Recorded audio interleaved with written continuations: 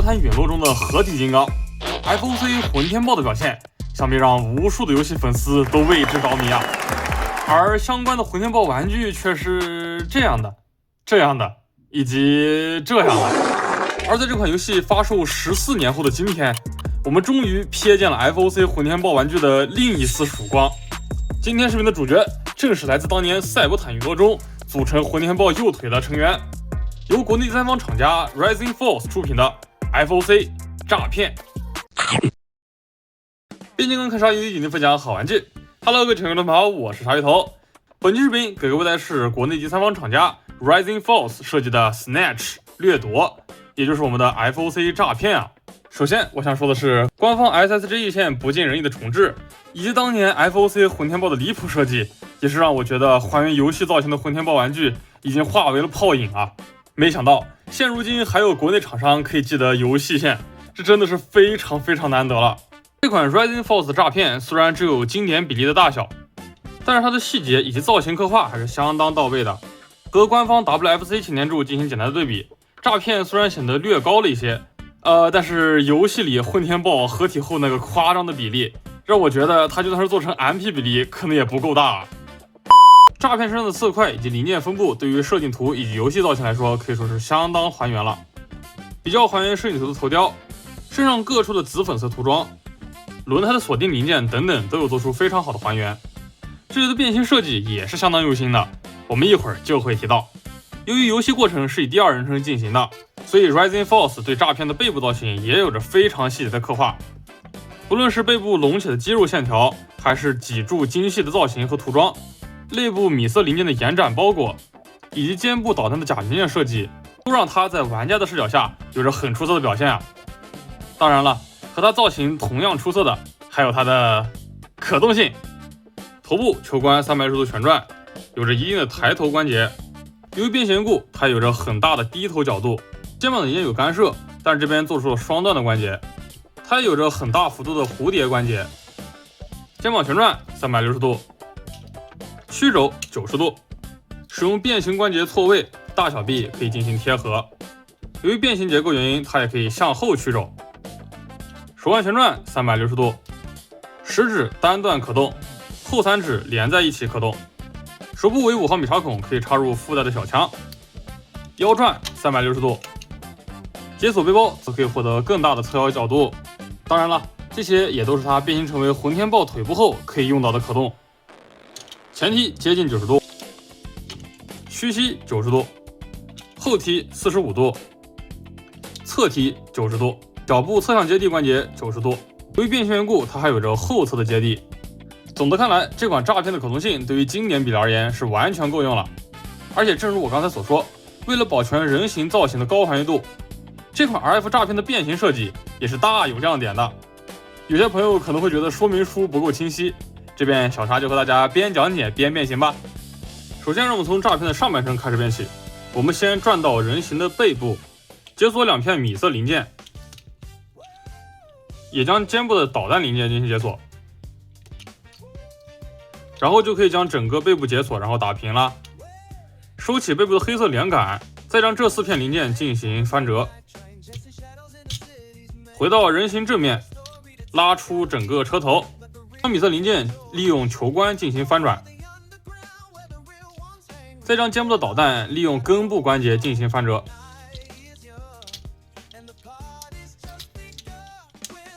大致变形成这样的形状，头部也向下翻折备用即可。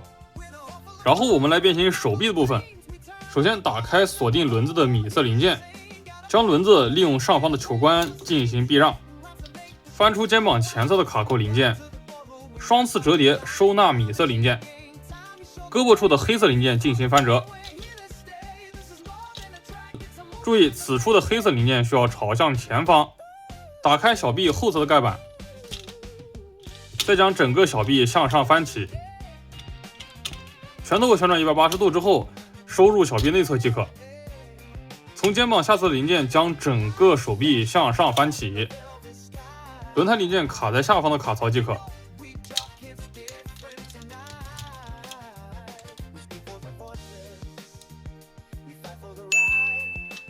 现在我们再来变形腿部，我们首先需要单独将大腿旋转180度，这里最好捏住大腿根部进行旋转。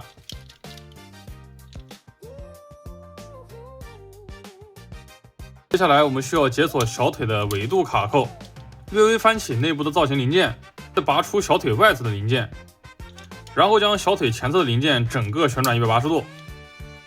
请各位朋友们注意，小腿前侧的零件要和大腿基本贴合。向上翻起脚部，再收回整个小腿，向下翻折造型零件扣合，两侧腿部进行同样的变形即可。两侧腿部向中间合拢。然后我们需要将上半身旋转180度，翻起胸部的这块零件，手部双关节向下折叠收起，背部零件向中间折叠，与手臂两侧的卡扣进行夹合，排气管部位的凸起和汽车后侧的凹槽进行夹合，车头部位利用黑色的双关节向下折叠，米色零件略微利用一下根部的球冠向外侧拉出，之后再与侧向的卡扣进行结合。车尾后侧的赛博坦发动机零件也需要向前翻起，与车前侧的凹槽进行结合即可。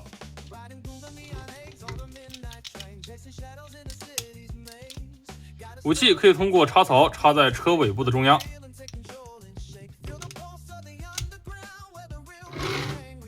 好的，那么这样这款 FOC 诈骗的载具形态就出现在我们的面前了。这款诈骗的变形设计还是非常有趣的，上半身的假零件以及轮毂零件的收纳很有新意，手臂的翻转也比较高效啊，小腿内外翻转，整个变形成为车尾的设计我也是非常喜欢的。载具造型对于摄影头的还原度也是非常高啊，车头部位细小的尖刺，轮胎的紫色涂装以及细节还原都非常到位。车头前侧赛博坦发动机这里使用假零件，完美的解决了人行下弯曲的造型和载具下尺寸的匹配。车头前侧造型的延续和后侧没有连接上，比较可惜。但是后侧也有做出一些类似于摄影图的弯曲造型刻画，排气管的造型和涂装也是非常到位的。得益于巨大霸气的轮胎，这款诈骗的载具形态滚动性还是非常不错的。只不过这辆赛星吉普车还不是诈骗最重磅的形态。那么现在让我们一起炸毁防空炮，迎接混天豹。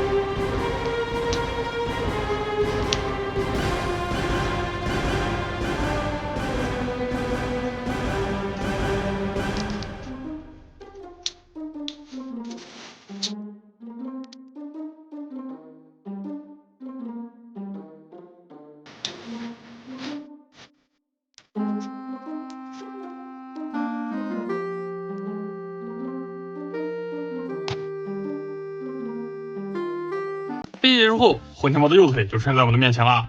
照片整体的一体性还是非常不错的，但是想必各位朋友也看出来了一些它的小问题啊。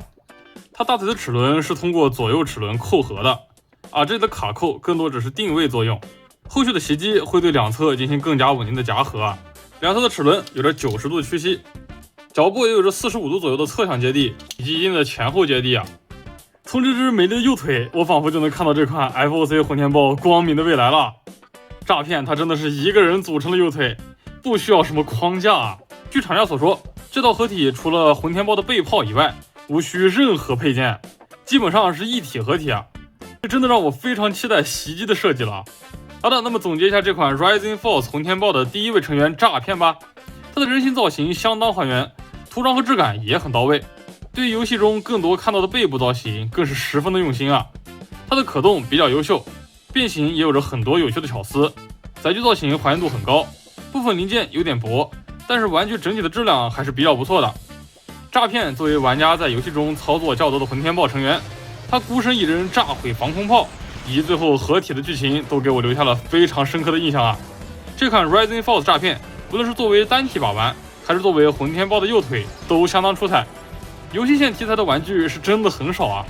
如果说您是赛博坦陨落的游戏粉丝，或是非常喜欢战车队混天豹的话，那么这款 Rising Force 的诈骗我还是非常推荐各位入手的。我也是非常期待混天豹这位游戏中的超级数值怪能够早日站起来啊。好的，那么这就是本期视频的全部内容了，感谢您的观看。如果说你喜欢我的视频，可以点赞3连，关注我，这对我真的很重要。我是鲨鱼头，希望带给您更好的魔玩分享视频。我们下期视频再见啦，拜拜。